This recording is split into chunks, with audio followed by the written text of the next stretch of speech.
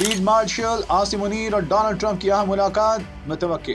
वजारत खारिजा की वजाहत सामने आ गई। सीनियर तर्जमाकार हामिद मीर ने अपने व्लॉग में रॉयटर्स की एक अहम स्टोरी बारे बात करते हुए कहा है कि इस वक्त बैनुल अक़वामी मीडिया में इस पर बहुत ज्यादा गुफ्तगू हो रही है। यह खबर दुनिया के मुख्तलिफ अखबारात में शाया हुई, लेकिन द टाइम्स ऑफ इजराइल में यह खबर इस हेडलाइन के साथ शाया हुई है कि अमेरिका पाकिस्तान पर जोर दे रहा है कि वो गाजा फोर्स में शामिल हो। ताकतवर फौजी सरबराह की अंदरून मुल्क अथॉरिटी का इम्तिहान। हामिद मीर ने कहा कि इस स्टोरी में यह भी कहा गया कि फील्ड मार्शल आसिम मुनीर बहुत जल्द वाशिंगटन जाएंगे और उनकी मुलाकात डोनाल्ड ट्रंप से होगी। ट्रंप ये चाहते हैं कि पाकिस्तान इस इंटरनेशनल स्टेबलाइजेशन फोर्स के लिए जो गाजा में तैनात की जाएगी अपने फौजी दस्ते भेजे, लेकिन अब इस मामले पर पाकिस्तानी दफ्तर खारिजा की जानिब से एक निहायत मोहतात रद्द-ए-अमल सामने आया है। तर्जुमान दफ्तर खारिजा ताहिर अंदराबी ने कहा है कि ना तो वो इस वक्त फील्ड मार्शल आसिम मुनीर के दौरे अमेरिका के बारे में किसी किस्म की तस्दीक कर सकते हैं और ना ही पाकिस्तान ने इंटरनेशनल स्टेबलाइजेशन फोर्स में अपनी फौज भेजने का कोई फैसला किया है। हामिद मीर ने बताया कि 16 दिसंबर को दोहा में एक बहुत बड़ा समिट मुनक्किद हुआ। इसका मेजबान अमेरिका का सेंट्रल कमांड था, जिसने दुनिया के 45 ममालिक के नुमाइंदों को मदऊ किया और इन्हें ब्रीफिंग दी। उन्हें बताया गया कि इंटरनेशनल स्टेबलाइजेशन फोर्स जिसे गाजा में तैनात किया जाएगा क्या है, इसके मकासद क्या हैं,